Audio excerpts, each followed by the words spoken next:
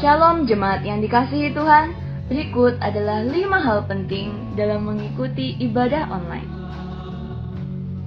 Pertama, persiapkan diri Anda dan gunakan pakaian yang rapi untuk beribadah kepada Tuhan. Kedua, tentukan lokasi saat hendak mengikuti ibadah online.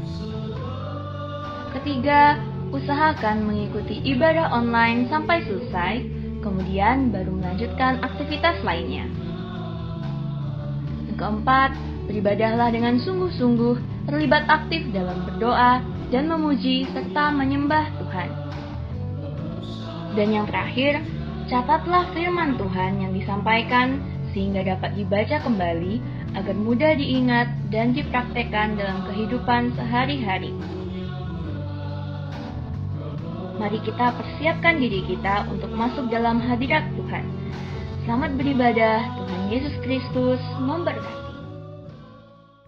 Puji nama Tuhan. Shalom saudara. Shalom. Selamat berjumpa kembali dalam ibadah pendalaman Alkitab di sore menjelang malam hari ini.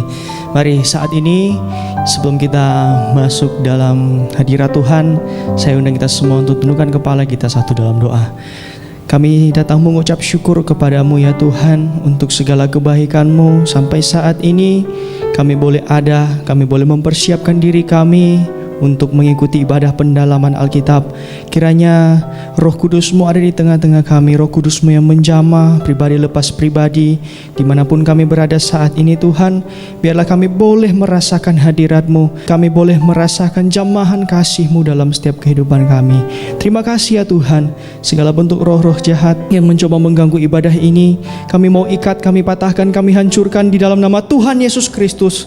Mari tutup bungkus kami dengan kuasa darah-Mu Tuhan. Biarlah kami boleh dilayakkan untuk masuk di dalam hadirat-Mu. Kami boleh memuji dan menyembah-Mu Tuhan. Terima kasih ya Tuhan. Di dalam nama Tuhan Yesus Kristus. Haleluya. Amin.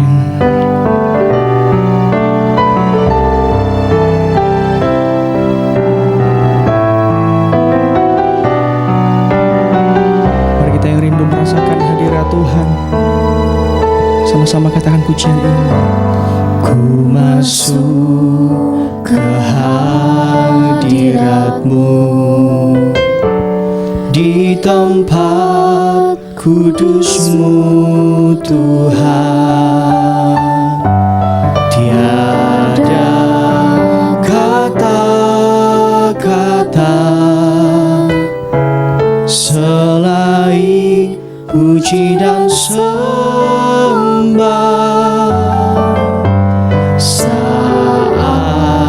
Saat ini alangkah indahnya Tuhan bersamamu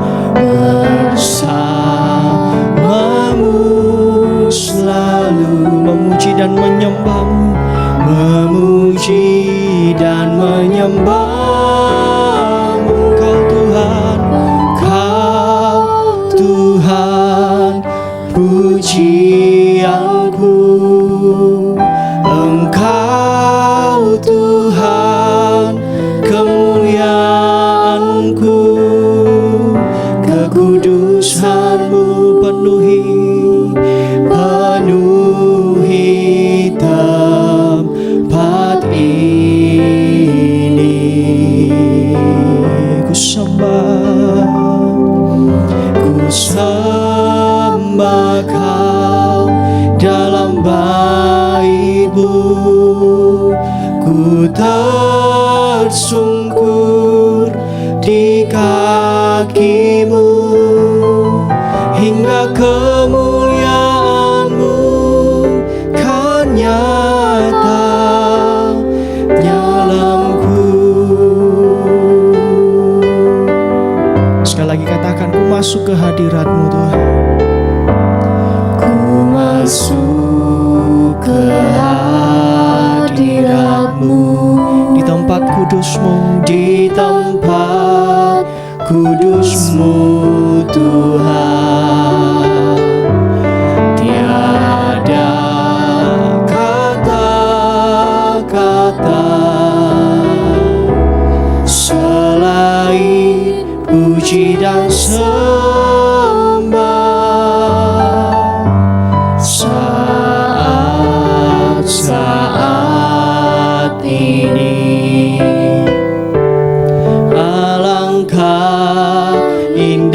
hanya Tuhan, bersamamu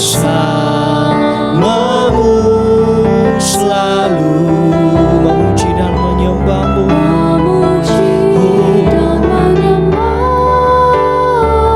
Engkau Tuhan, Engkau Tuhan, pujianku.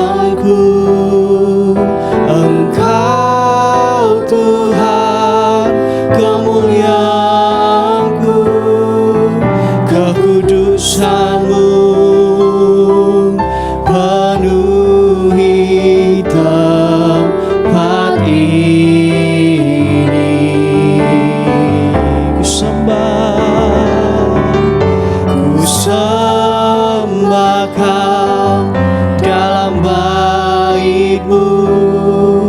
Ku tersungkur di kaki-Mu, hingga kemuliaan-Mu kan nyata dalamku. Mari sekali lagi saudara katakan, Engkau Tuhan. Haleluya, Kaulah pujian kami. Amin. Engkau Tuhan, kemuliaan kami. Haleluya, kemuliaan-Mu, kekudusan-Mu, kekudusan-Mu biarlah penuhi setiap hati kami Tuhan. Haleluya.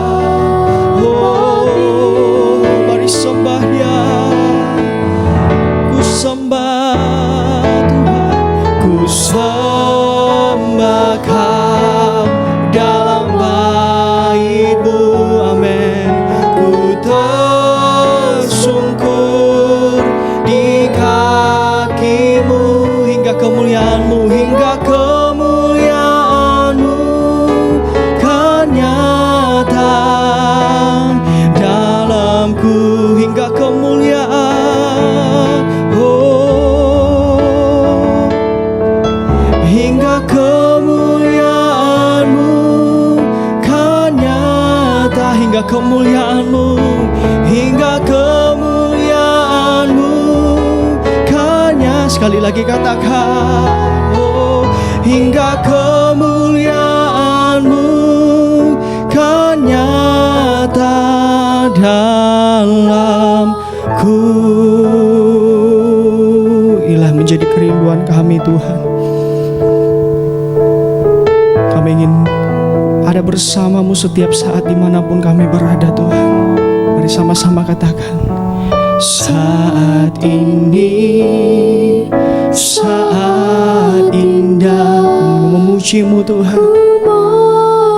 Kami menyembah-Mu dan menyembah hadirat-Mu, hadirat-Mu ku rasakan saat ku sembah Kau.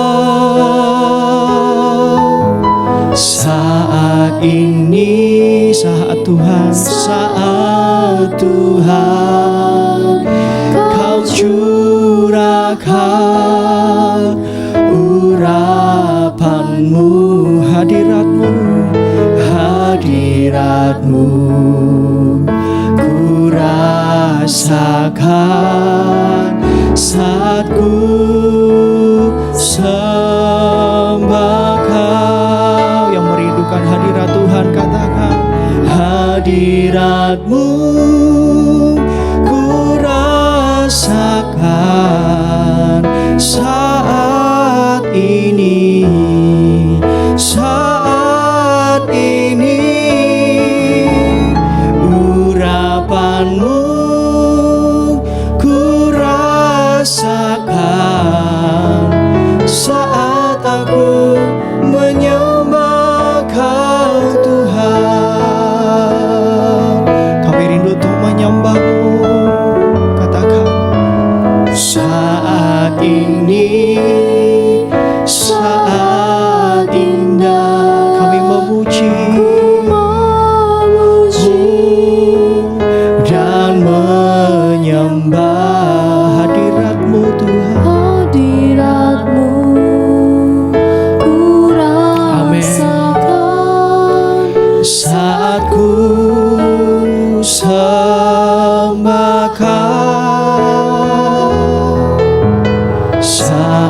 ini saat Tuhan Kau curahkan urapanmu, hadiratmu,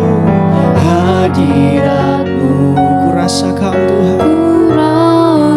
Haleluya.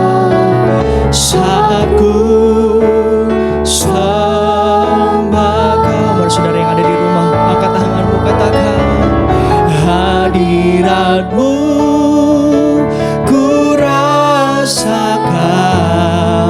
saat ini,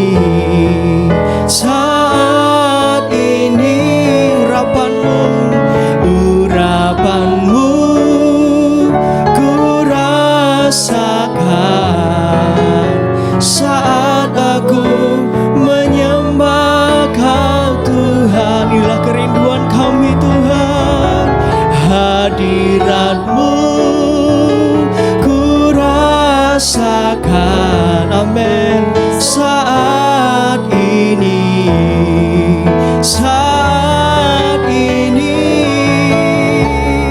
urapanmu ku rasakan saat aku menyembah Kau Tuhan, saat aku menyembah Kau Tuhan, saat aku menyembah Kau Tuhan. Tak henti-hentinya kami menaikkan penyembahan kepadamu Tuhan. Mari saat ini kita mempersiapkan diri untuk mendengarkan firman Tuhan. Mari kita mau tetap berada di hadirat Tuhan. Kita mau angkat satu nyanyian.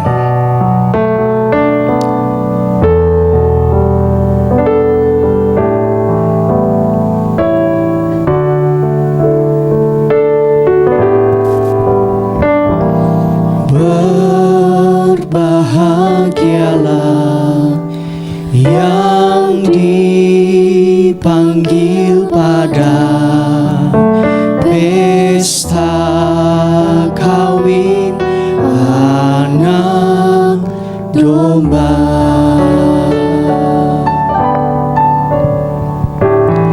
Berbahagialah yang dipanggil pada jamuan malam anak domba.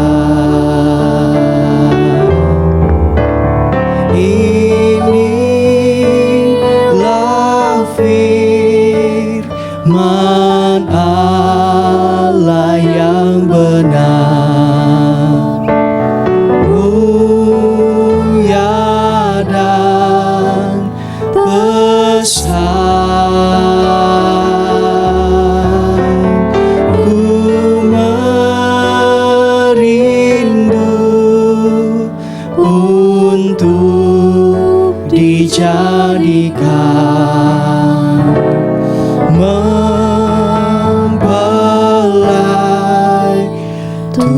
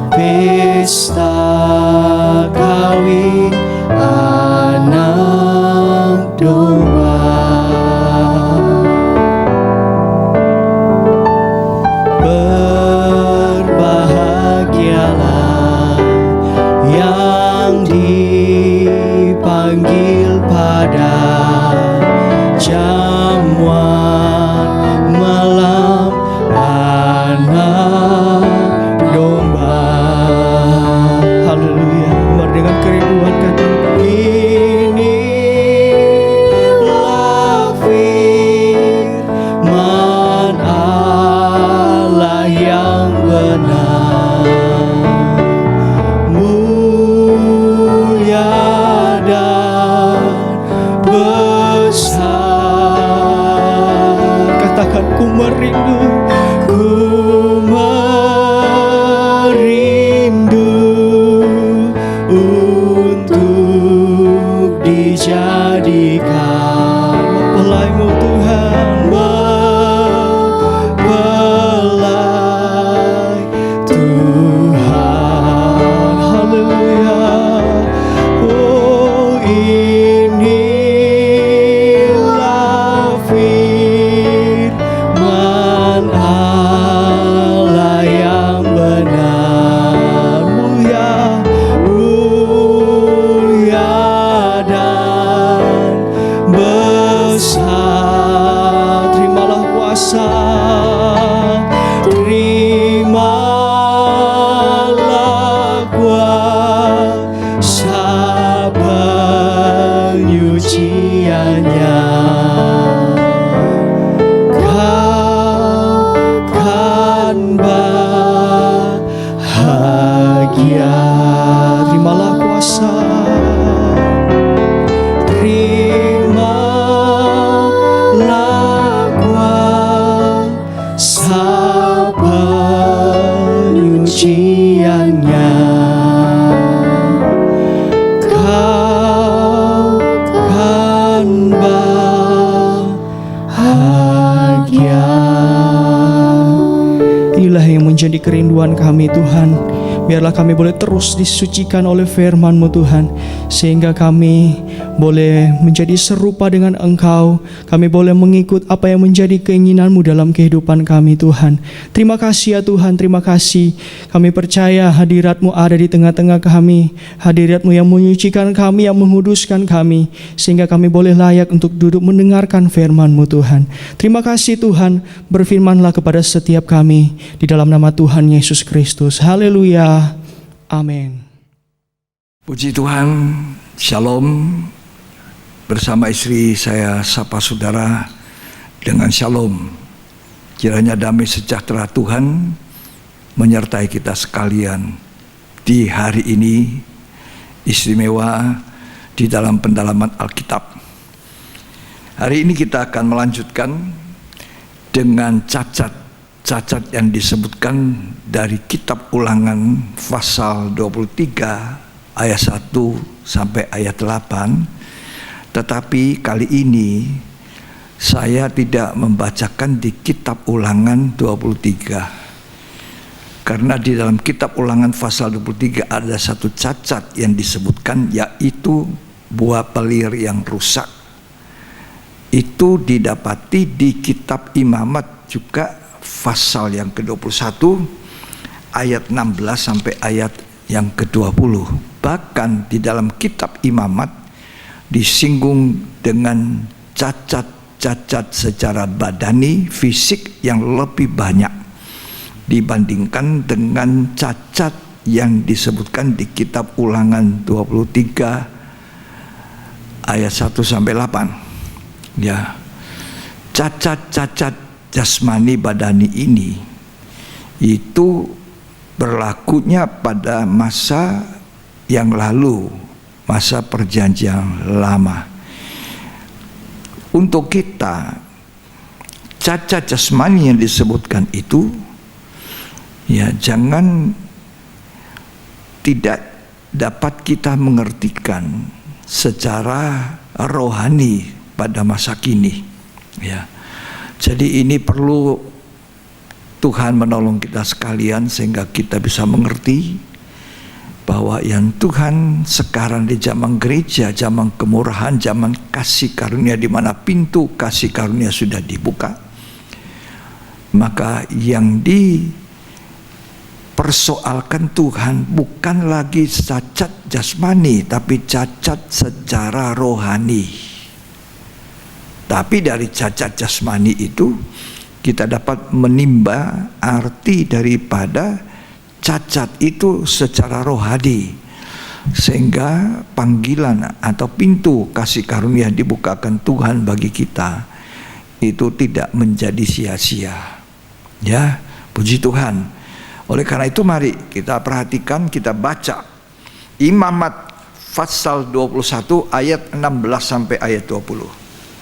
Tuhan berfirman kepada Musa, Katakanlah kepada Harun begini, Ya, setiap orang dari antara keturunanmu turun-temurun yang bercacat badannya, janganlah datang mendekat untuk mempersembahkan santapan Allahnya. ya itu dikatakan jangan cacat badan untuk datang memberi persembahan kepada Tuhan. Terus, Karena setiap orang yang bercacat badannya tidak boleh datang mendekat.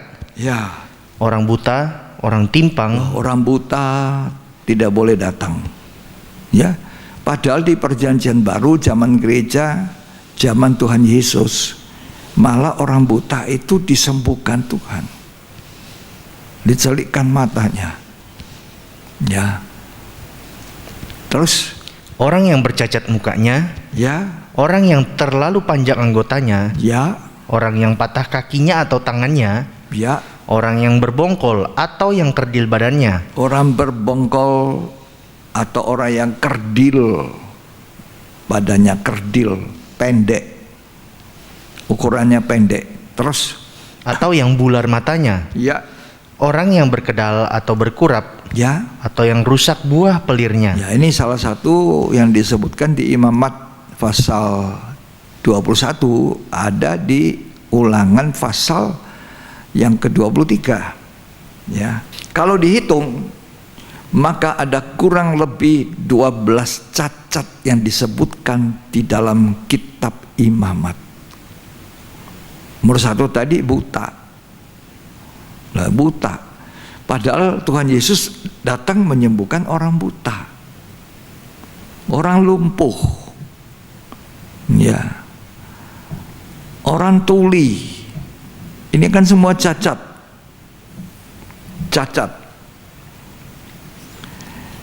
Jadi setelah pintu kasih karunia Tuhan dibuka, Tuhan memanggil kita segala suku bangsa, segala orang, baik itu sempurna fisik maupun cacat, boleh datang kepada Tuhan.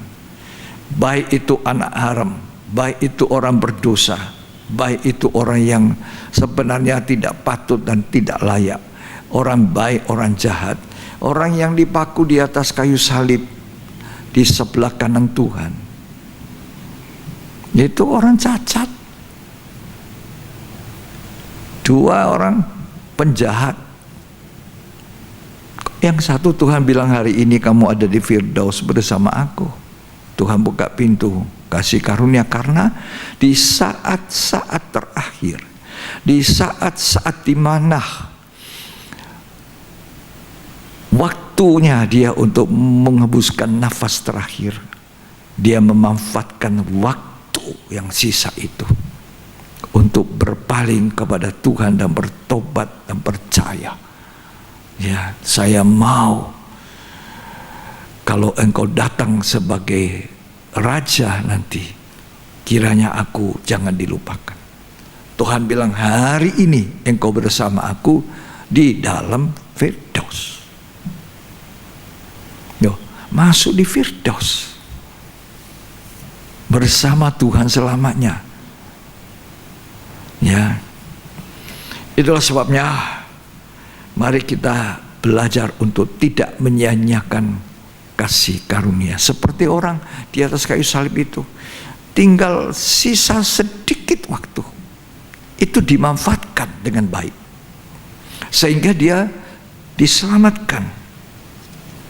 Nah, kita dipanggil Tuhan dengan panggilan kemurahan. Mari datang kepadaku semua yang berlelah, semua yang bertanggungan berat, orang baik, orang jahat, orang berdosa, orang cacat. Mari datang kepadaku, kata Tuhan. Bahkan Tuhan undang kita bukan hanya berhenti di halaman, tapi masuk ruang suci, bahkan sampai ruang maha suci sempurna. Itu tadi kalau imamat tidak bisa melewati tabir itu. Imamat 21 ayat 23. Hanya janganlah ia datang sampai ke tabir. Jangan ia datang sampai ke tabir. Terus, Dan janganlah ia datang ke mezbah, jangan datang ke mezbah karena badannya bercacat. karena badannya cacat. tabir, tirai. Itu untuk tembus masuk ke ruang maha suci. Ada tirai, tabir yang sudah robek. Karena Yesus telah menjadi tabir, tirai yang robek di atas kayu salib, maka tembuslah menjadi satulah ruang suci dan ruang maha suci. Dan orang cacat badan tidak boleh masuk ke situ. Orang berdosa tidak bisa ke situ. Tapi Tuhan panggil kita untuk bukan hanya berhenti nanti di halaman, berhenti dari berbuat dosa, hidup benar, syukur sudah sampai di sini cukup. Tidak. Tuhan panggil kita supaya bisa masuk sampai ke ruang maha suci melalui tabir, tirai. Siapakah kita? Kita tidak lebih tidak kurang orang yang cacat. Mungkin tidak cacat jasmani, tapi cacat secara rohani. Ruang maha suci itu berbicara tentang kesempurnaan. Ruang maha suci bicara tentang gereja yang tidak punya cacat, tidak punya celah, tidak punya noda. Gereja yang akan dijemput oleh Tuhan Yesus. Karena Tuhan Yesus akan datang segera untuk menjemput gereja yang tidak ada cacat, tidak ada celah. Ini tidak lagi berbicara tentang cacat-cacat jasmani. Karena lebih parahnya itu adalah cacat-cacat rohani.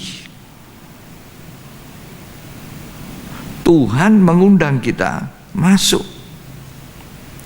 sampai ke dalam ruang maha suci, menjadi sempurna serupa Kristus. Itu panggilan gereja. Dipanggil untuk menjadi serupa, segambar Allah, segambar Yesus mempelai pria itu. Jadi kita dipanggil melalui pintu gerbang, kita menerima Kristus, kita percaya. Lalu kita lanjutkan dengan kehidupan mengakui dosa kita, dosa-dosa masa lalu, masa sekarang, masa yang akan datang yang masih kita buat, harus kita akui. Tidak boleh kita mempermainkan kasih karunia Tuhan. Bahwa aku sudah ditebus Tuhan di atas kayu salib, mati bagi dosa saya masa lalu. Oke, masa sekarang, masa akan datang. Kita kalau masih berhidup masih bisa berbuat salah. Ya. Nah, itu kita butuhkan darahnya Yesus untuk membenarkan. Tapi tidak berhenti di situ. Kita harus berhenti dari kehidupan yang lama itu, berbuat kesalahan dosa yang dengan sengaja besar-besar menyakitkan hati Tuhan. Kita berhenti, mati dari hidup lama, dibaptis. Sesudah dibaptis, baptisan Roh Kudus, kita masuk ruang suci lebih jauh. Kalau di halaman itu cuma sampai hidup benar, Tuhan menuntut kita hidup kudus. Lah sekarang bukan hanya hidup kudus, hidup sempurna, tidak bercacat. Dia datang untuk mempelai wanita yang tidak ada cacat. Dan kita hidup di zaman akhir, zaman dekatnya Yesus datang pada kali kedua. Kita membutuhkan berita apa? Berita akhir zaman, berita tentang kedatangan Tuhan untuk menjemput kita menjadi mempelai wanita yang sempurna, tidak punya cacat celah. Berita ini kita perlukan, kabar ini kita butuhkan.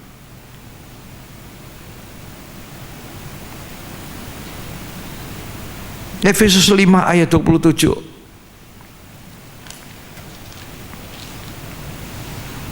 Supaya dengan demikian ia menempatkan jemaat di hadapan dirinya, Iya, dengan cemerlang, tanpa cacat atau kerut atau yang serupa itu. Ya, Tetapi supaya jemaat kudus dan tidak bercela. tidak ada celahnya lagi, sempurna, tidak kerut-kerutnya tidak ada, serupa Kristus. Dan itu hasil daripada ayat 26. untuk menguduskannya sesudah ia menyucikannya dengan memandikannya dengan air dan firman. Dia memandikan kita dengan air oleh firman. Firman itu digambarkan seperti air yang memandikan kita. Setiap kali kita mendengar firman Allah, tidak hanya menambah pengetahuan kita. Kita tidak hanya berkata, aku suka ini khotbah, aku suka itu firman, lalu tidak mengalami apa-apa.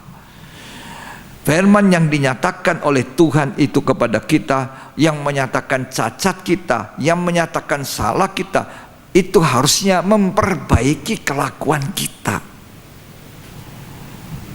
Dan kita harus tahan berita zaman akhir ini. Kan kita mau sempurna, kita mau memenuhi panggilan Tuhan untuk menjadi serupa segambar Dia. Jadi kita tidak boleh berhenti hanya di halaman.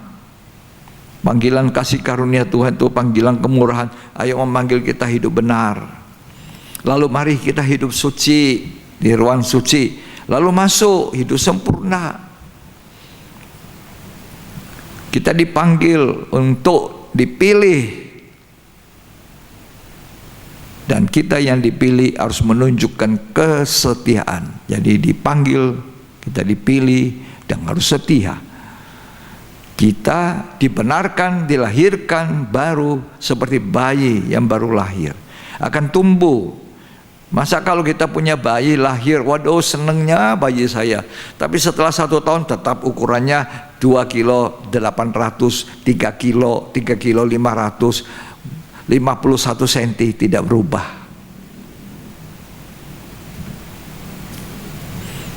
Masa kita mau suka begitu? Ya. Kita mau suka anak kita jadi besar, lebih tinggi dari orang tuanya. Nah ini, begitu juga Allah itu, Dia panggil kita lahir baru, bayi, kanak-kanak, dewasa. Nah itu bertumbuh namanya. Jangan kita kerdil rohani. Orang yang cacat itu tidak boleh masuk. Pada waktu yang lalu dikatakan cacat jasmani, kerdil, pendek. Nah, tapi kerdil yang dimaksud Tuhan itu jangan sampai kita kerdil rohani, tidak bertumbuh gitu loh. Jadi cacat tidak bisa masuk ruang Maha Kudus. Ya, jadi bayi menjadi kanak-kanak, menjadi dewasa. Itu panggilan kita. Jadi ada pertumbuhan. Dari iman, harap, kasih. Dan kasihlah yang terbesar. Kita ke arah situ.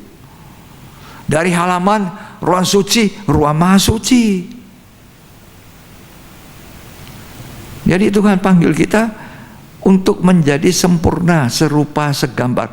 Karena Dia datang nanti mempelai laki-laki itu, Tuhan Yesus itu yang kita cintai datang nanti, kita songsong Dia dalam keadaan sudah tidak bercacat. Karena Dia datang untuk kita yang tidak ada cacat, tidak ada celah. Nah sekarang masih banyak. Apa yang kita butuh? Dimandikan oleh firman. Setiap kali kita dengar firman, nyatakan salah kita, perbaiki. Dinyatakan salah kita, pengampunan, minta pengampunan, perbaiki. Tinggalkan cacat itu, sadar. Ya, kita dipanggil, sudah dipanggil, kita dipilih dari segala suku bangsa untuk menerima berkat ini. Tapi kita harus buktikan kita adalah orang setia. Wahyu pasal 17 ayat 14. Mereka akan berperang melawan anak domba, Ya, tetapi anak domba akan mengalahkan mereka. ya, Karena Ia adalah Tuan di atas segala tuan ya. dan Raja di atas segala Raja raja. di atas segala raja. Mereka bersama-sama dengan Dia juga akan menang, Ya, yaitu mereka yang terpanggil, panggil, yang telah dipilih, pilih. dan yang setia. Nah ya, kalau kita cuma dipanggil, dipilih tapi tidak setia, kita kalah. Kalau kita mau menang bersama Tuhan, bersama Yesus kita menang. Bersama Yesus kita akan sama-sama dengan anak domba. Maka kita harus membuktikan kesetiaan kita. Sebab kalau tidak, maka firman Tuhan dalam Injil Matius mengatakan, banyak orang dipanggil, sedikit orang yang dipilih, yang masuk. Banyak dipanggil. Ya, kita harus membuktikan kita masuk goal sesuai dengan rencana Allah. Ya, puji Tuhan. Roma 8 ayat 29, supaya kita mengerti apa sih jadi orang Kristen itu.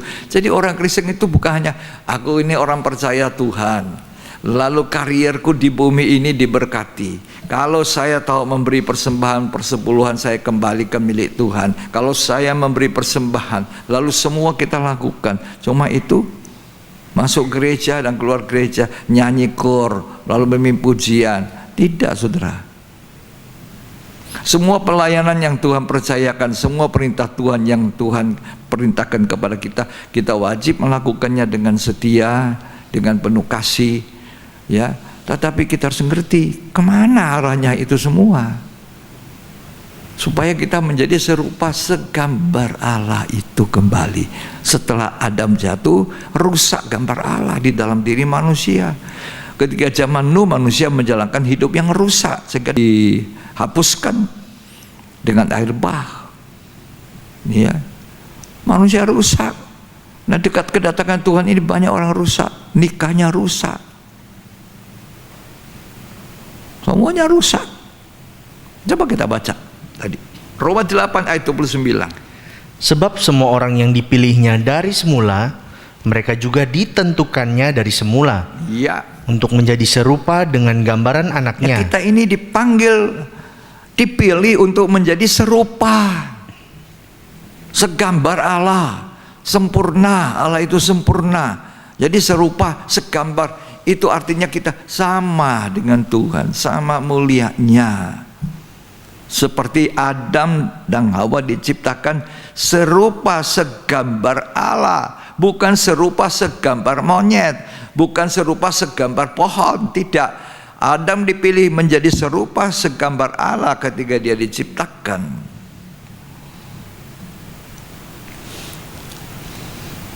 Jadi Adam diciptakan serupa segambar Allah. Kapan gambar Allah itu rusak? Ketika dia jatuh dalam ketidaktaatan. Rusak gambar Allah. Lalu datanglah Adam yang terakhir, itulah Yesus Kristus, untuk membawa kita kembali menjadi serupa dengan Allah. Serupa dengan Yesus, serupa dengan Allah. Karena dia adalah gambar Allah yang tidak kelihatan. Dialah Allah itu.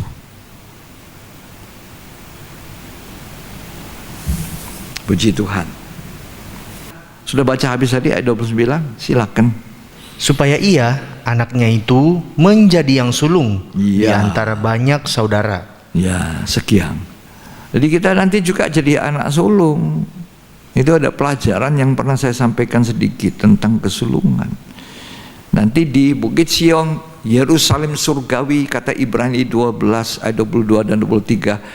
Di situ ada kumpulan meriah daripada anak-anak sulung yang namanya ada di sorga.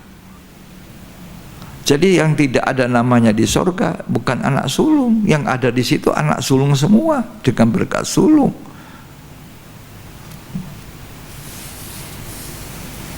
Di Imamat 21 tadi yang kita baca ayat 23, jangan mendekat ke tabir yang cacat badan.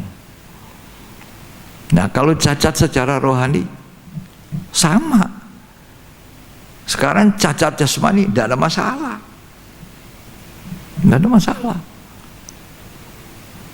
Mau kakinya timpang, kalau ada mujizat kaki timpang jadi sembuh.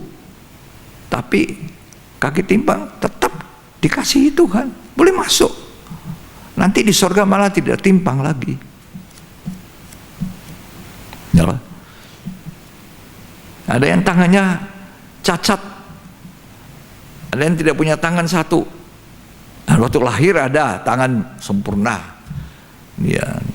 Ada tangan yang karena berkelahi dipotong, cacat, atau jadi tentara berperan cacat.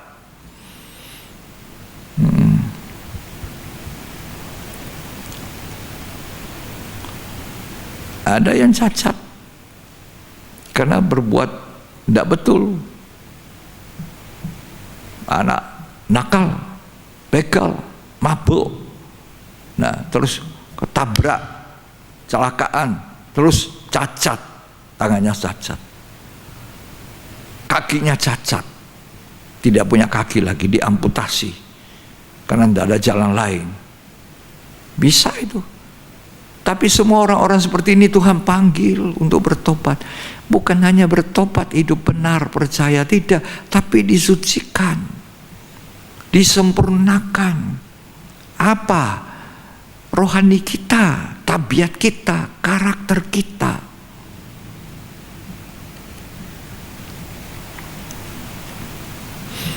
Cacat rohani sangat penting. Kita pelajari, kita tahu apakah kita ini cacat secara rohani di situ. Ya, memang untuk belajar dari 12 cacat ini tidak mudah seperti yang kita pikirkan. Tidak mudah. Hukum Taurat keras itu. Apa hukum Taurat ditiadakan? Tidak. Tuhan bilang, aku datang bukan meniadakan hukum Taurat. Aku datang untuk menggenapkan hukum Taurat. Itu, menggenapi. Hukum Taurat bilang begini, siapa yang melanggar dosa berbuat zina, itu dirajam dengan batu sampai mati.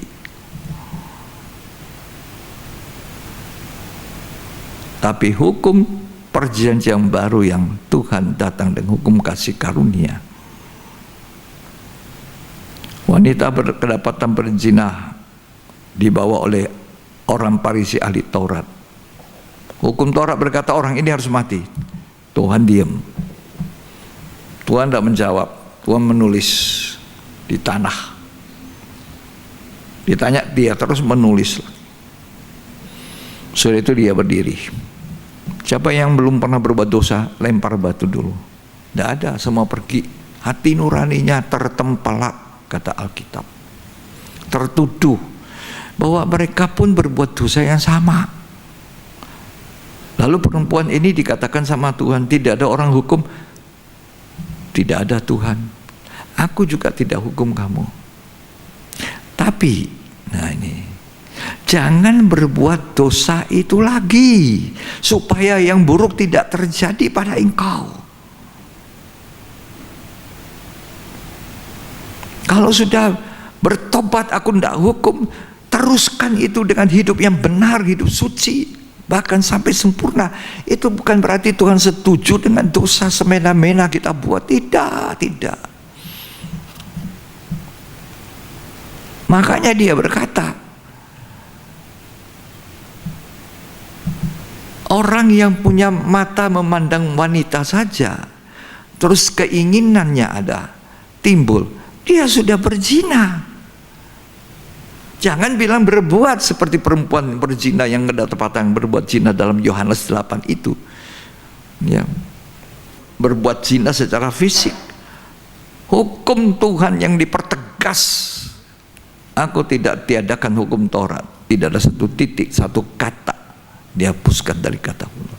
Tapi Tuhan pertegas. Kalau dulu dibilang jangan membunuh, sekarang bilang jangan benci. Orang yang membenci itu membunuh.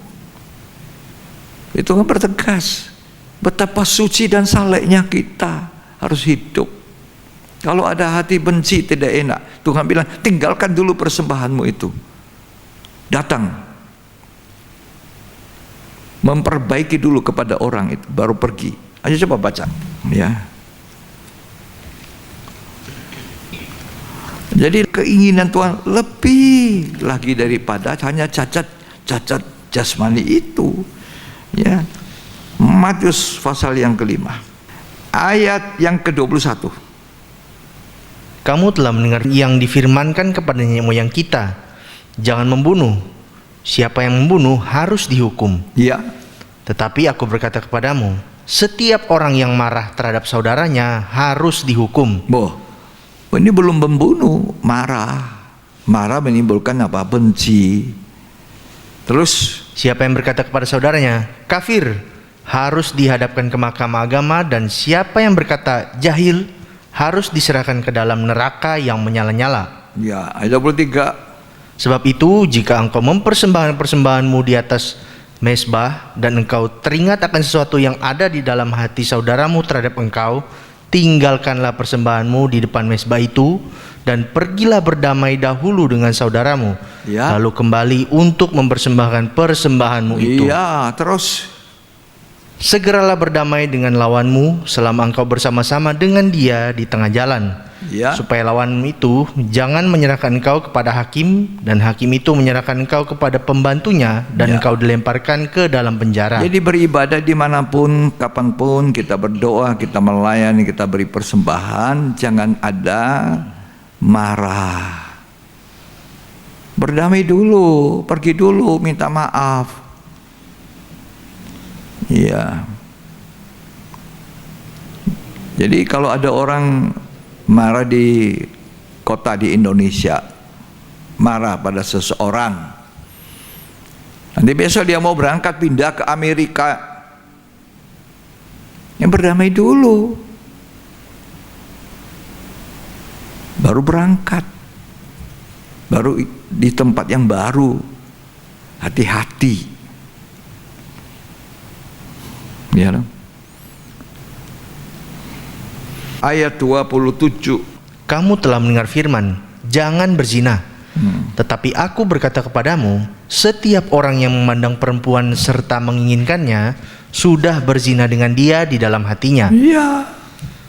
Jadi dulu orang berzina seperti perempuan yang kedapatan berzina itu dirajam dengan batu sampai mati. Secara fisik dia berzina.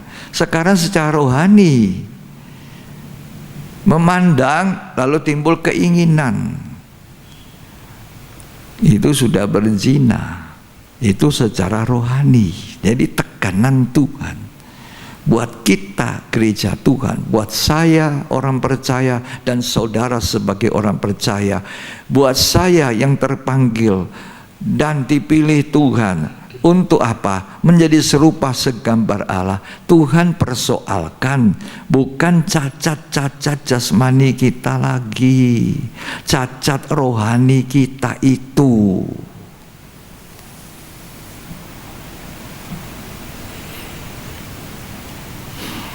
Tuhan buka pintu kasih karunia itu. Ya. Jadi dulu hukum Taurat itu kena mengenanya fisik. Sekarang Tuhan bilang bukan fisik, baru berzina itu bukan hanya melakukan dengan fisik. Keinginan di hati melalui mata. Ini cacat. Tidak bisa masuk melalui tapir sebelum dibereskan. Mau memberi persembahan nggak diterima. Sama tadi imamat. Jangan mendekat memberikan persembahan. Selesaikan dulu. Omong rendah hati. Ini bukti rendah hati. Mohon maaf, saya sudah salah.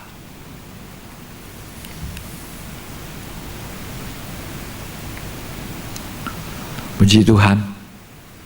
Ya, semoga kita dibukakan oleh Roh Kudus, kita bisa mengerti. Saya ingin bahas hari ini sedikit tentang kerdil. Salah satu cacat dari kurang lebih berapa cacat yang dikatakan di Imamat 21. Ada di sana dikatakan orang yang berbongkol, kemudian orang kerdil. Ya, orang kerdil. Imamat pasal 21 ayat 20.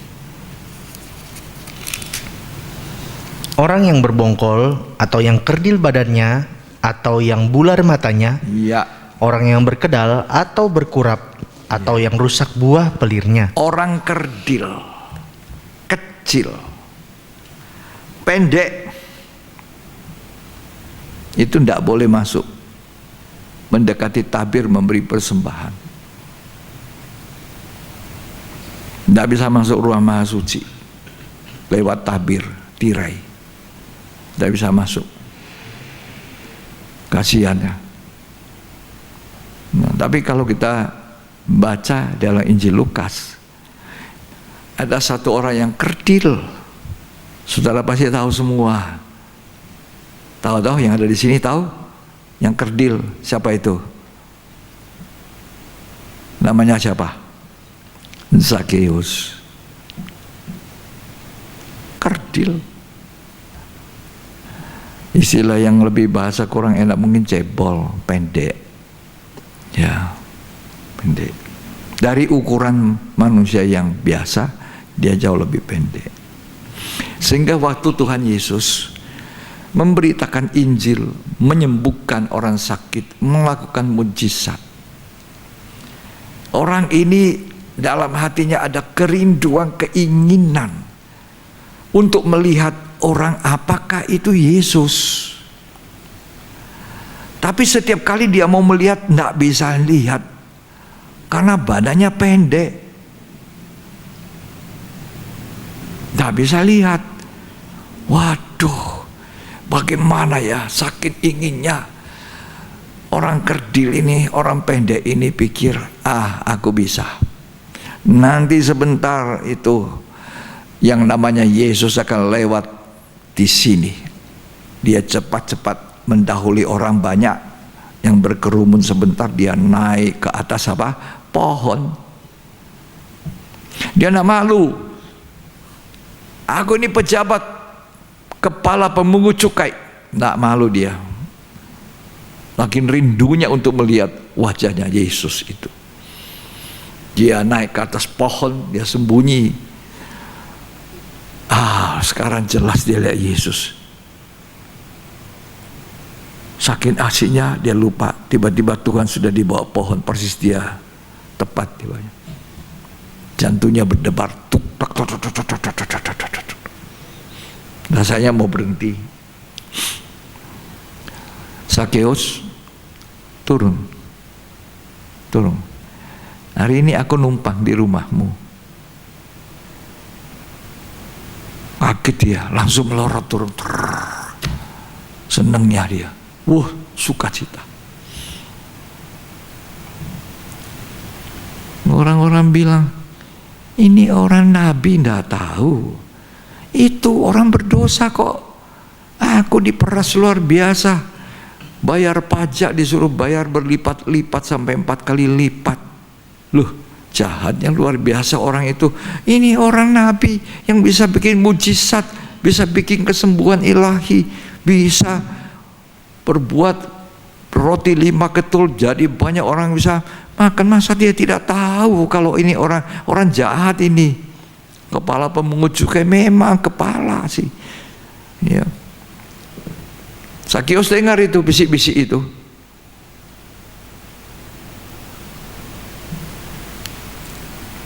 Lalu dia berdiri.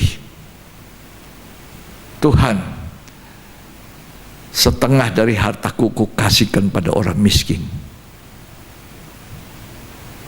4 kali lipat, mungkin dia kasih keras suaranya.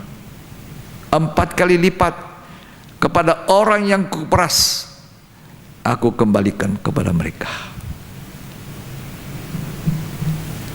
Zakheus tidak punya apa-apa lagi kalau saya hitung-hitung.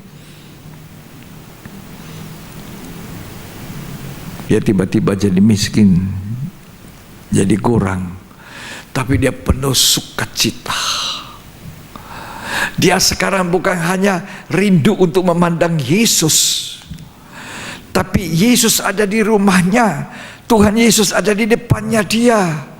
Aduh, betapa sukacitanya menerima Yesus di rumahnya. Tuhan bilang, hari ini ada keselamatan di dalam rumah ini. Karena ini pun adalah anak Abraham.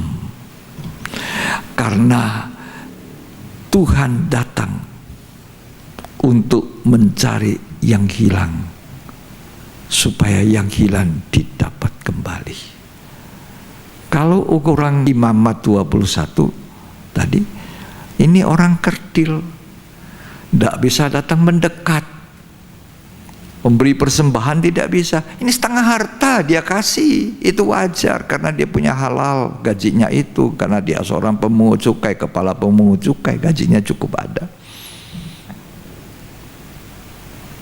Yang dia kembalikan itu hartanya yang dia peras itu, dikembalikan habis. Jadi kalau kitab Imamat nggak laku dia, nggak bisa, persembahannya nggak laku, jangan. Tuhan bukan lihat cacat badannya itu sekarang. Mungkin kita tidak cacat secara fisik, tapi Tuhan tahu apa cacat-cacat rohani yang masih ada pada kita, pada hati saya, pada kehidupan saya, pada karakter saya, kesukaan saya apa. Tuhan tahu kita semua. Tidak usah ada manusia kasih tahu.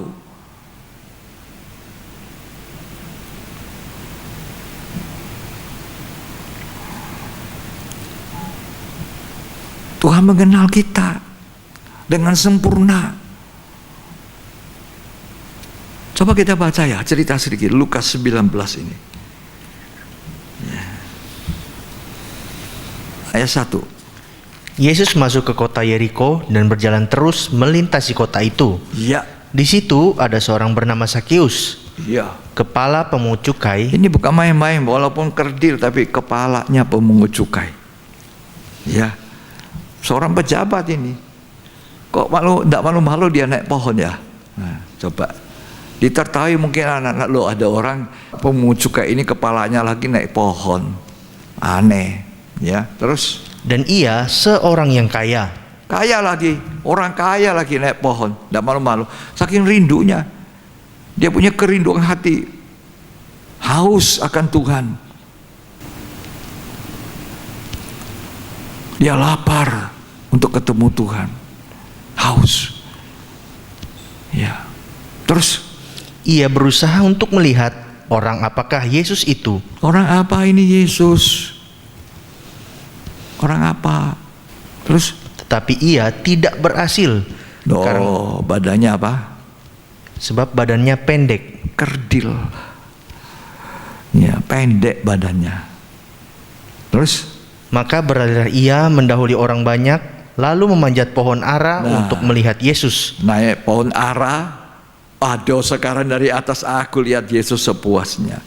Saya mau kasih tahu saudara, kerinduan itu, kerinduan Sakeus itu untuk melihat Yesus, berjumpa Yesus itu pun bukan dari diri Sakeus. Manusia itu tidak pernah punya, setelah manusia jatuh tidak ada lagi niat yang baik. Niat berbuat jahat ada, niat berbuat baik tapi tidak ada. Kalau tidak ditolong Tuhan. Jadi kalau dia rindu melihat Yesus, itu niatnya, itu kerinduan itu ditaruh Tuhan. Pengalaman saya ini saudara, ketika saya belum bertobat, saya cerita sedikit. Ketika saya masih disebut orang Kristen tapi tidak bertobat, belum bertobat. Loh, saya orang Kristen dari kecil, masuk gereja, jadi pelayan di gereja, aktif di gereja.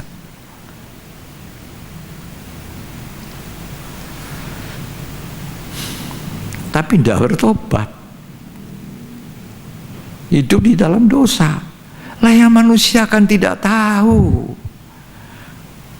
Tapi saya tahu sekarang bahwa begitu banyak anak Tuhan disebut anak-anak Tuhan, orang-orang percaya, orang-orang Kristen masuk gereja, nyanyi, bertepuk tangan, mengangkat tangan, belum tentu di mata Tuhan.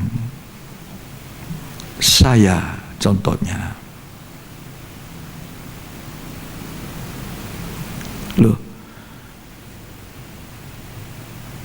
ini fakta. Jadi jangan berhenti, jangan jadi orang Kristen saja, agamawi saja. Iya. Kan Tuhan panggil kita untuk percaya sampai ke dalam ruang maha suci. Itu suatu perjalanan panjang, tidak gampang. Kita membutuhkan anugerah, kasih karunia yang kita tidak boleh sia-siakan. Setiap kali kita mengakui kesalahan kita, menjumpai kesalahan kita, kita perlu kasih karunia. Tuhan, ampuni saya Tuhan.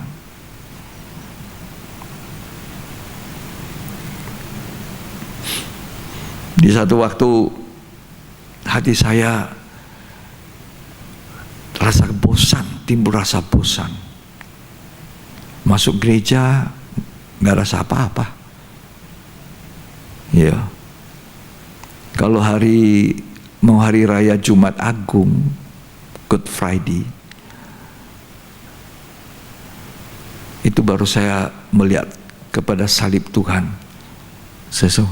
Tuhan, tolong saya, ampuni saya. Saya sudah berbuat dosa banyak, tapi tidak punya kuasa untuk menghentikan dosa. Saya selalu ingin berbuat lagi.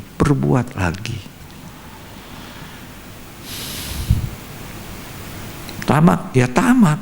Serakah, ya serakah. Nggak betul.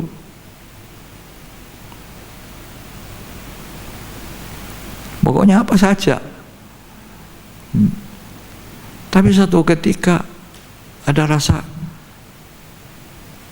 jenuh, bosan. Dan waktu saya sore-sore lewat di salah satu jalan, tiba-tiba orang bawa Alkitab. Hari itu bukan hari Minggu. Saya melihat ibu-ibu, bapak-bapak pegang Alkitab, senyum-senyum masuk ke gereja. Saya bilang, Tuhan, mereka itu kok sukacita sekali ya, senangnya. Ada damai sejahtera wajahnya, menunjukkan betapa senangnya mereka di dalam gereja. Itu saya pikir begitu. Sedangkan saya tidak kekurangan. Materi ada, tidak kekurangan. Yang kurang apa? Ini di dalam ini, tidak bisa dijawab. Yang ada gelisah, takut, tidak ada damai. Yang tidak bisa tidur, mesti makan obat penenang, insomnia, tidak bisa tidur. Ya, sampai pagi ayam berkokok, saya masih tidak bisa tidur. Tidak kekurangan, tidak. Nah, ketika kerinduan saya ada, saya bilang sama Tuhan waktu saya melihat orang pegang Alkitab rame-rame, Tuhan, aku ingin seperti itu Tuhan. Aku ingin masuk gereja, aku ingin aktif di gereja, aku ingin jadi baik Tuhan. Tiba-tiba hati saya berdoa begitu. Dan puji Tuhan, Tuhan itu sangat baik.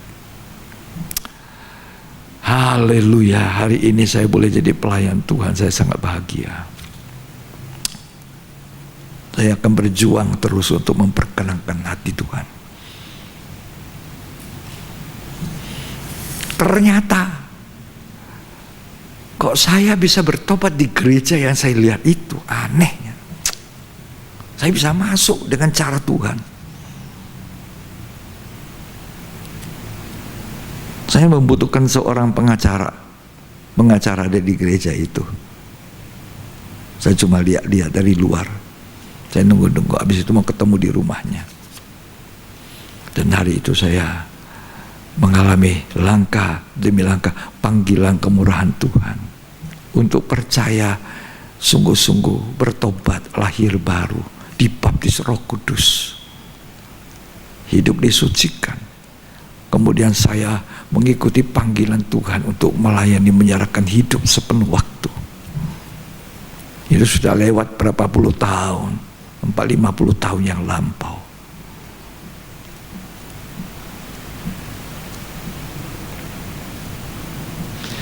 Tuhan panggil kita penuh kasih karunia, orang cacat, orang timpang, orang buta. Ya seperti Sakeus itu. Kerinduannya untuk melihat Yesus, jumpa Yesus itu, kerinduan ditaruh Tuhan. Kalau saudara dan saya hari ini bisa bertobat, bisa lahir baru, bisa percaya Tuhan, bisa melayani Tuhan, itu bukan dari saudara sendiri, bukan dari saya, bukan dari Anda, tapi itu ditaruh oleh Tuhan. Itu karya Roh Kudus yang menarik kita. Sebab Tuhan tidak ingin seorang pun binasa. Tuhan ingin menyelamatkan manusia sebanyak-banyaknya, asalkan mereka mau hidup berkenan kepada Tuhan. Tolong kita kembali Lukas 19. Kerinduan daripada Sakeus adalah kerinduan yang Tuhan taruh seperti pengalaman saya. Ya, sampai saya berjumpa Tuhan, sampai saya hancur hati mengakui kesalahan saya ketika apa? Ketika firman Allah membukakan mata saya, kamu itu orang berdosa. Kalau firman Allah menunjuk kita, firman Allah berkata, kamu orang berdosa, kamu orang berdosa. Pendeta yang khotbah itu tidak tahu saya siapa.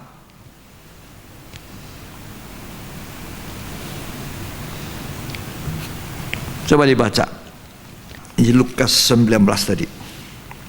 Ya. Ayat berapa tadi? 5. Ya. Ketika Yesus sampai ke tempat itu, ia melihat ke atas dan berkata, Sakeus, segeralah turun. Turun Sakeus. Sebab hari ini aku harus menumpang di rumahmu. Aku menumpang di rumahmu. Ya. Lalu Sakeus segera turun dan menerima Yesus dengan sukacita. Ya. Tetapi semua orang yang melihat hal itu bersungut-sungut katanya, Ya. ia menumpang di rumah orang berdosa. Ia menumpang di rumah orang berdosa. Terus. Tetapi Sakeus berdiri dan berkata kepada Tuhan, Tuhan, setengah dari milikku akan kuberikan kepada orang miskin, dan sekiranya ada sesuatu yang kuperas dari seorang, akan kukembalikan 4 kali lipat. Iya. Terus. Kata Yesus kepadanya, hari ini telah terjadi keselamatan kepada rumah ini, Ya. karena orang ini pun anak Abraham. Ya. Lanjut. Sebab anak manusia datang untuk mencari dan menyelamatkan yang Untuk hilang. mencari dan menyelamatkan yang hilang, saudara dan saya, orang terhilang. Dipanggil masuk pintu kasih karunia. Kalau ukuran imamat, pasal 21 tadi, ayat 20, orang kerdil, tidak bisa masuk. Itu cacat badan. Sekarang Tuhan tidak persoalkan cacat badan, cacat rohani, kerdil, artinya pendek, artinya tingginya begitu-begitu, ya begitu-begitu, tidak bertumbuh lagi.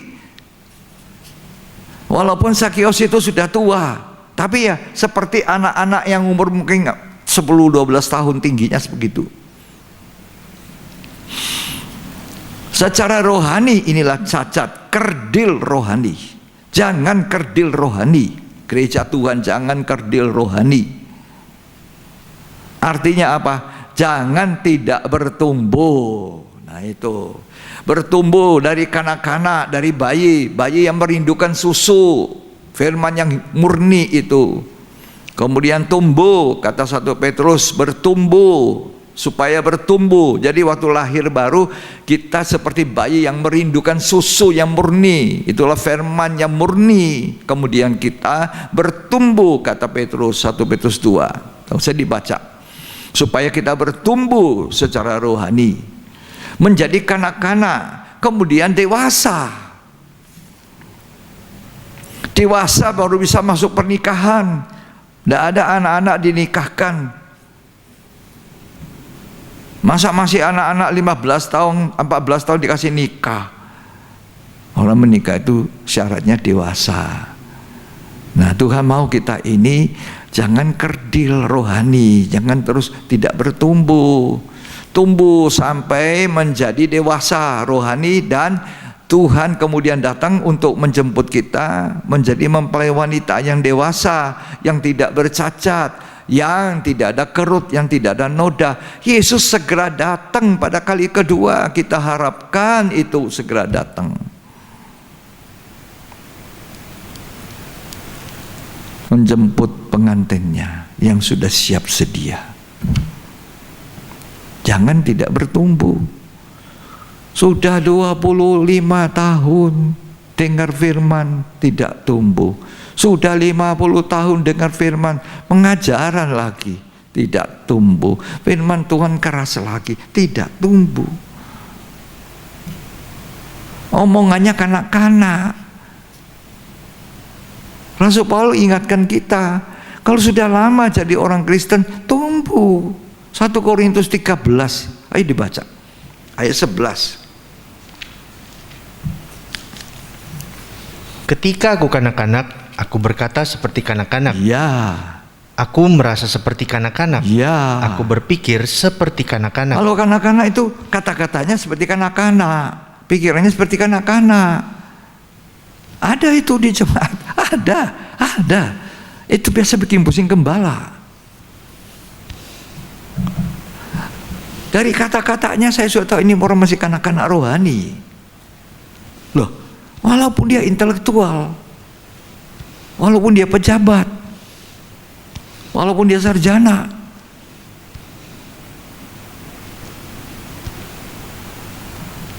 terus sekarang sesudah aku menjadi dewasa, aku meninggalkan sifat kanak-kanak itu. Nah, itu sifat kanak-kanak apa itu ya?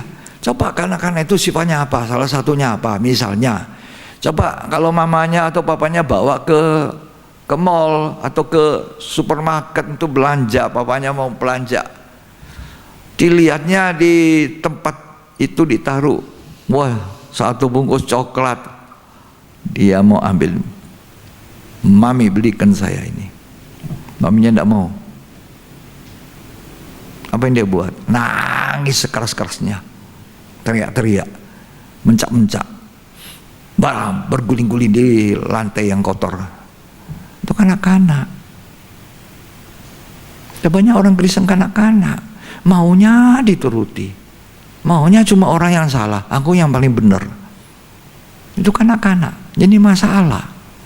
Tapi memang tidak bisa dihindari. Di dalam penggembalaan ada 3 macam domba. Yang pertama, ini yang baru lahir, domba yang masih bayi-bayi, masih kanak-kanak, masih kecil, domba kecil. Ini gambaran dari orang Kristen yang baru bertobat. Ini perlu dikasih minum susu, dirawat, diasuh oleh gembala, sedemikian rupa diperhatikan, seperti seorang ibu memperhatikan bayinya yang baru. Ya, golongan kedua, domba yang sudah dewasa. Ya, sudah bisa makan sendiri, sudah bisa atur sendiri. Nah, ini cukup dirawat, dipelihara, kasih makan yang baik supaya lebih sehat. Kelompok yang ketiga dalam jemaat, dalam penggembalaan yang saya temui adalah orang Kristen jemaat yang sudah lama, tapi kayak anak-anak itu harus dituruti, omongannya harus benar, kita yang salah. Kalau tidak, nangis-nangis, berontak. Ini sudah dewasa tapi tidak tahan makanan padat, makanan keras, maunya susu. Kalau susu itu yang pertama itu susu, tidak bisa tahan makanan padat, makanan keras, atau khotbah lama sedikit, atau khotbahan menghantam kekurangannya, dosanya supaya diperbaiki. Nggak bisa. Ya, orang ini jadi masalah, paling banyak jadi masalah dalam gereja. Tapi gembala yang baik itu harus dengan sabar, dengan kasih, Karena itu Tuhan waktu belum naik ke sorga, dia tugaskan Petrus, Simon Petrus anak Yohanes, apakah engkau mengasihi aku? Ditanya 3 kali. Lalu Tuhan bilang, gembalakan domba-dombaku, gembalakan domba-dombaku, gembalakan domba-dombaku. Ya, itu yang dimaksud Tuhan. Gembalakan domba-dombaku yang baru lahir ya, masih kecil ya, kasih minum susu ya, perawat, pelihara. Yang kedua kali, gembalakan domba-dombaku yang sudah dewasa, sudah domba, tinggal diawasi, dipelihara, kasih makan, padat. Yang ketiga, gembalakan domba-dombaku. Itu pun Tuhan masih bilang, gembalakan, biar orang ini nggak betul, suka nandu, ya sudah, nggak apa-apa, digembalakan kalau dia masih mau.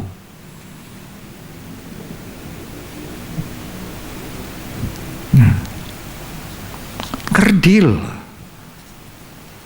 lah orang begini, kalau tidak mendapat kemurahan, diupayakan, didoakan sama yang melayani, gembala yang melayani hamba-hamba Tuhan, berdoa, Tuhan tolong orang satu ini,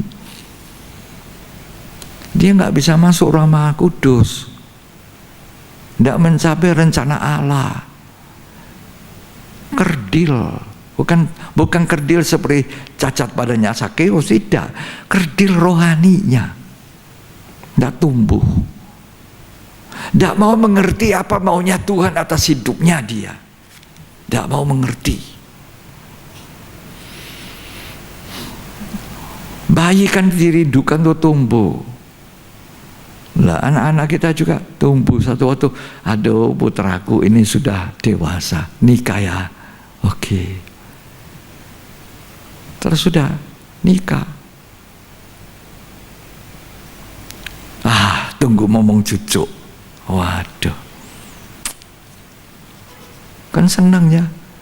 Ketika saya umur 51, saya ngomong cucu. Saya pertama kali lihat cucu saya, waduh, karena anak saya tugas di daerah Papua sana, susah mau datang. Tunggu cucu saya sudah 3 bulan baru saya lihat pertama kali.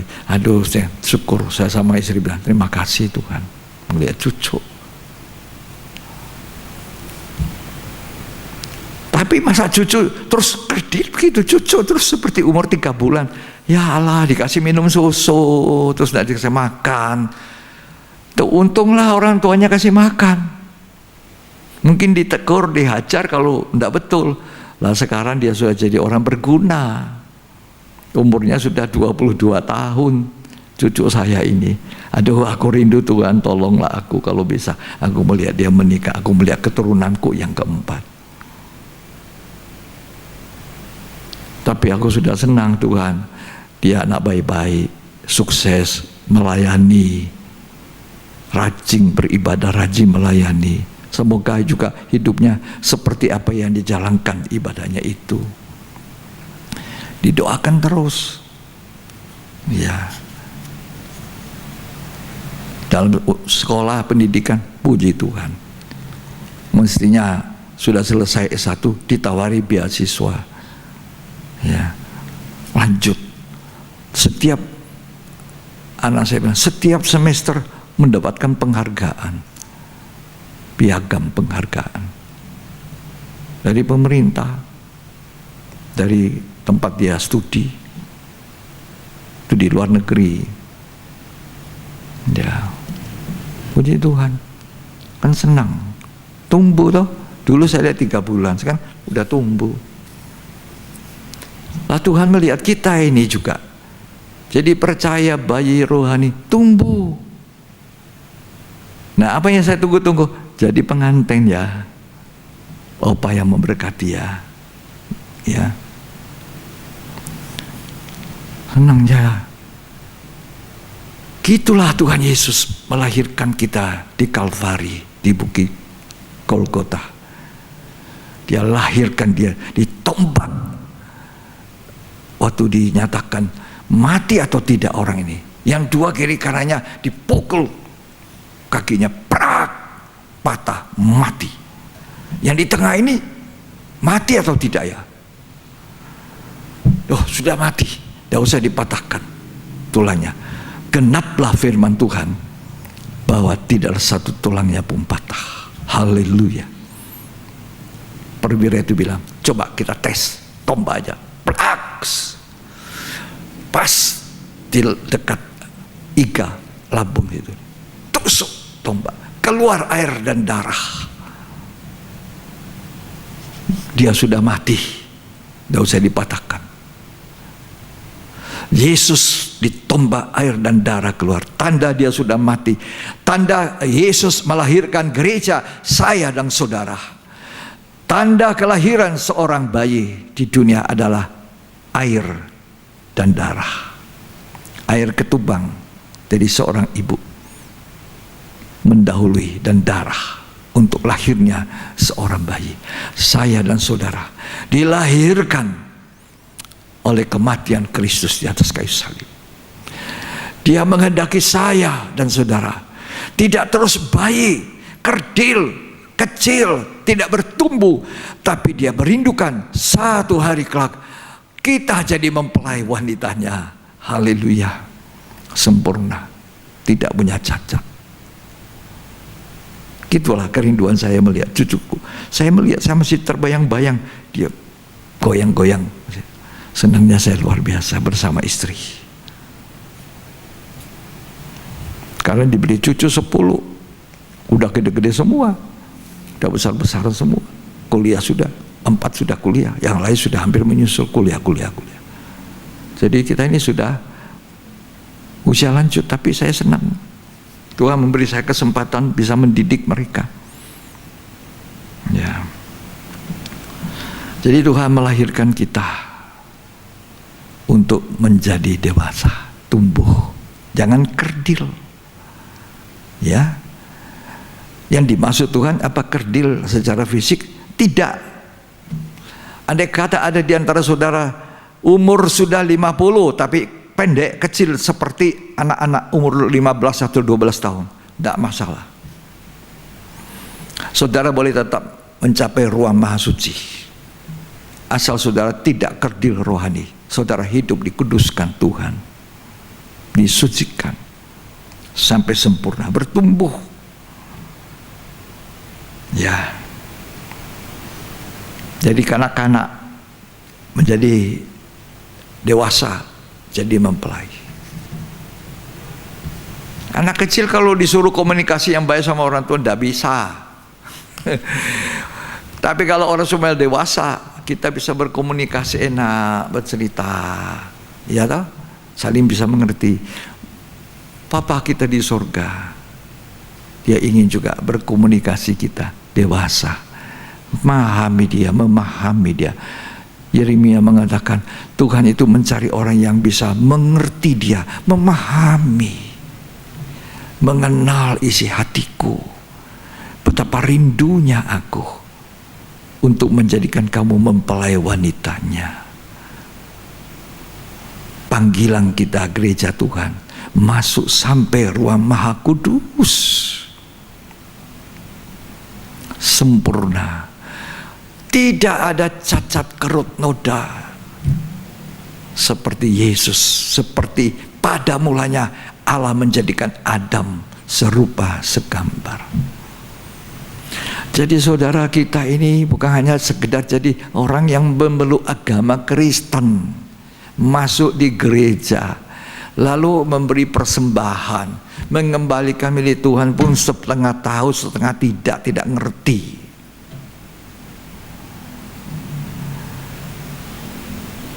Nyanyi kor, nyanyi singer, melayani tanpa pengertian. Itu yang dikatakan Rasul Paulus dalam kitab Roma.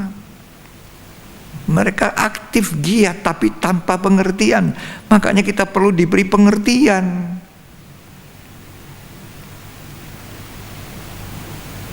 Kalau kita tidak mau mengerti, tidak mau dimengertikan secara rohani, maka kita mendirikan kebenaran diri sendiri.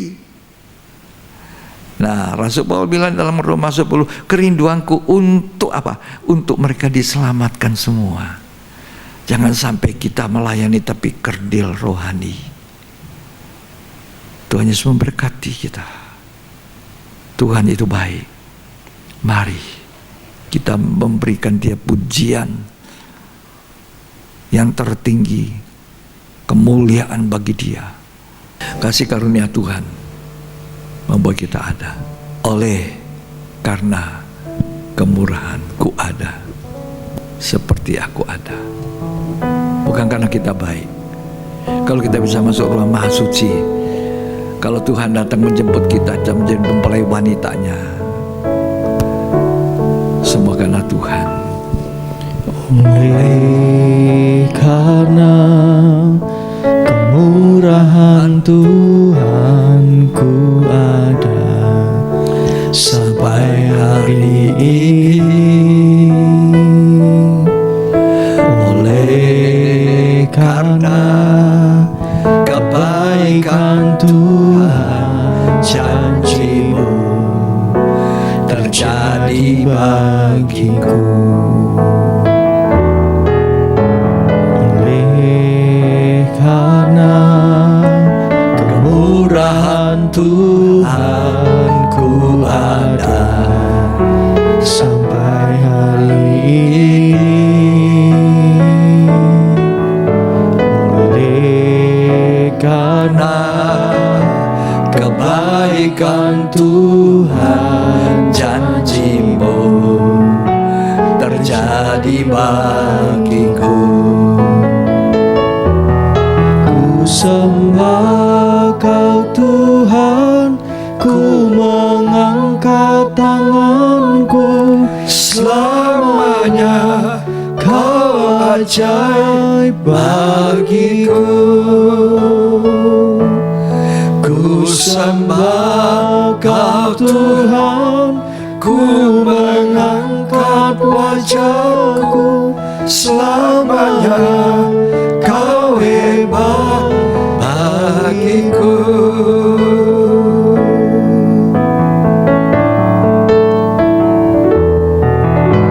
Oleh karena kemurahan Tuhan, Ku ada sampai hari ini. Oleh karena kebaikan Tuhan, janji-Mu terjadi bagiku.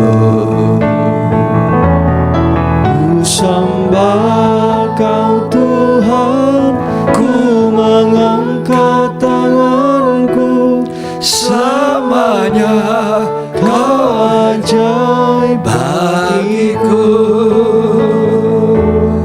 Ku sembah Kau Tuhan, ku mengangkat wajahku, selamanya Kau hebat bagiku. Ku sembah Kau Tuhan, ku mengangkat tanganku, selamanya Kau ajaib bagiku. Ku sembah Bersembah Tuhan. Siapa kita? Waduh, orang tidak benar, cacat. Kau hebat bagiku. Jangan tidak bertumbuh. Saya melihat bagaimana cucu-cucu saya lebih besar, lebih tinggi dari saya. Dari kecil saya melihat semuanya rajin, baik, beriman, melayani Tuhan, mandiri. Ada satu lagi yang kuliah di Jerman, mandiri, tahu menelpon kami orang tua, selalu berkomunikasi. Tuhan berikan mereka tumbuh dari bayi. Saya melihat digendong, wah, terus saya ketemu ini cucu yang urutan kedua dari anak yang lain. Saya melihat kecil, saya bayangkan sekarang sudah kuliah, mandiri lagi sendiri, jauh di negeri orang. Yang ketiga juga seperti itu, juga juga di luar negeri. Dia juga mandiri. Wah, ini lebih gede dari saya, lebih tinggi, lebih kuat. Ini sama papanya, sama anak saya, lebih tinggi dari saya. Padahal saya lihat semua mereka bayi-bayi. Betapa Tuhan ingin melahirkan saya dan saudara gereja Tuhan. Dari bayi-bayi itu semua tumbuh.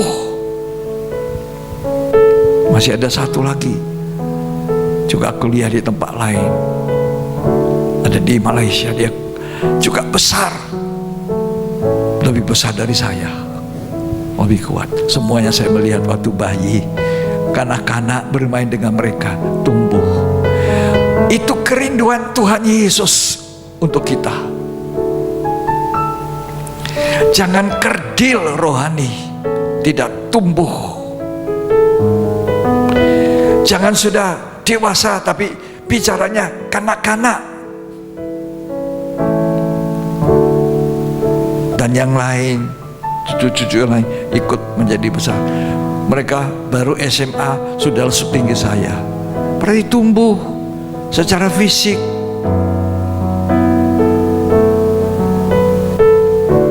Secara rohani Tuhan ingin kita tumbuh.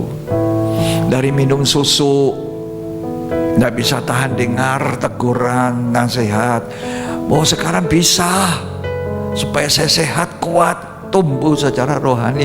Jadi mempelai wanita mesti belajar, mau dikoreksi Tuhan, dinyatakan salah kita, untuk diperbaiki kelakuan kita. Orang Kristen harus tahu ini, jemaat harus tahu. Yesus segera datang pada kali kedua. Berita yang ini yang kita perlu. Berita kesempurnaan. Saya masih jauh dari sempurna, saudara. Tapi saya mau menuju ke sana, mau memperbaiki yang salah, yang kurang. Oleh karena kemurahan Tuhan, ku ada sampai hari ini. Oleh karena kebaikan Tuhan, janji-Mu terjadi bagiku. Mari kita sembah Tuhan.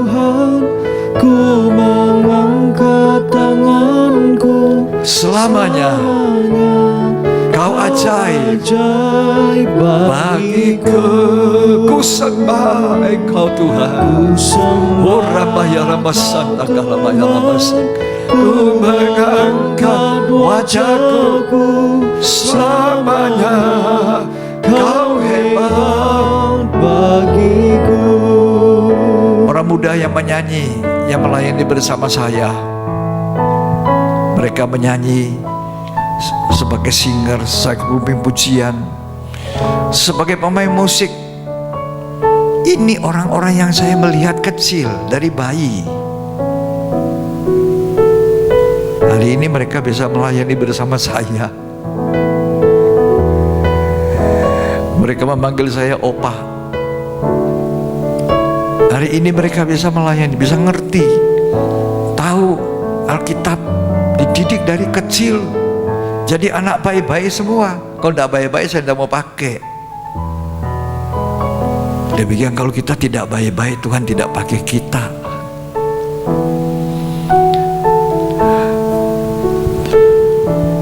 Harapan saya semua yang melayani ini baik-baik. Saya lihat dari kecil.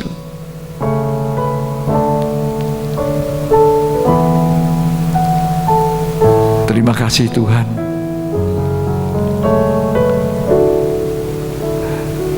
Mari kita menyanyikan. Oleh kemurahan Tuhan, betul-betul murah hati Tuhan. Karena kemurahan Tuhan, ku ada sampai hari ini. Oleh karena kebaikan Tuhan,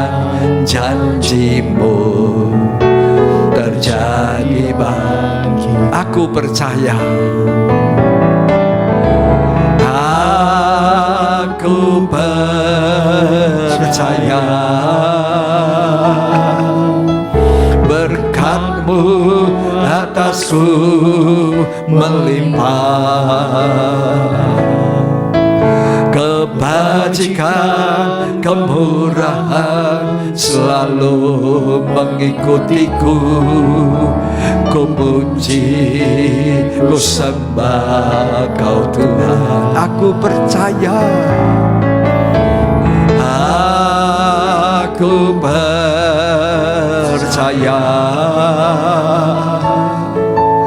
Berkat-Mu atasku melimpah. Kebajikan, kemurahan selalu mengikutiku. Ku puji, ku sembah Kau Tuhan. Saya sebagai manusia biasa senang melihat pertumbuhan, apalagi Tuhan. Jangan kerdil rohani.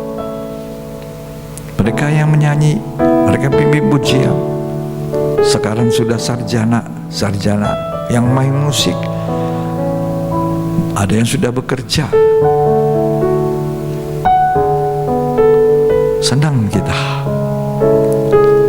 apalagi Tuhan. Tunggu, saya menunggu mereka satu persatu masuk dalam pernikahan. Gitu juga Tuhan. Dia ingin melihat kita sampai menikah sempurna, mempelai wanita menyongsong mempelai laki-laki dengan pakaian yang putih berkilau-kilauan. Tidak ada cacat, tidak ada celah, tidak ada kerut, tidak ada noda. Sekarang kerut noda itu mau dihapuskan. Siapa yang mau bersedia dibersihkan Tuhan? Tidak ada cacat, tidak ada cacat rohani, tidak kerdil rohani. Mari kita, siapa saudara yang ada di rumah, mari kita mau angkat tangan. Tuhan, saya tidak mau cacat. Tidak mau cacat Tuhan. Tidak mau kerdil, tidak bertumbuh. Saya mau menjadi manusia rohani yang mengenal Tuhan sempurna. Tuhan melihat setiap tangan diangkat, kerinduan mereka yang belum bertumbuh, biarkan mereka bertumbuh. Dari halaman masuk ruang suci, masuk sampai melewati tabir, menjadi sempurna di ruang maha suci. Terima kasih Tuhan untuk pengajaran firman Allah. Dari bayi, kanak-kanak, dewasa, dari iman, harap sampai kepada kasih. Tuhan dimuliakan. Terima kasih, segala puji hormat bagi Engkau selama-lamanya. Kami semua hanya menerima kemurahan Tuhan. Amin. Puji Tuhan. Ya, puji Tuhan. Berbahagia kita bisa mendapat mendengar firman Tuhan. Kalau ada di antara yang cacat fisik, jangan kecil hati. Ya, tetapi kalau engkau cacat secara rohani, itu kecil hati. Perbaiki, ya, supaya pada waktunya rencana Allah diwujudkan nyata di dalam kehidupan kita. Kita akhiri ibadah pendalaman Alkitab. Mari saya undang bangkit berdiri. Terima kasih Yesusku, terima kasih Yesusku. Puji syukur hanya bagi Tuhanku. Terima kasih Yesusku, terima kasih Yesusku. Puji syukur hanya bagi Tuhanku.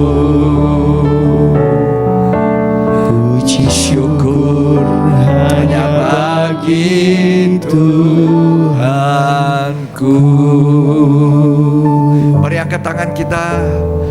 Terimalah berkat, kasih karunia dan anugerah, cinta kasih persekutuan Bapa, Putra dan Roh Kudus.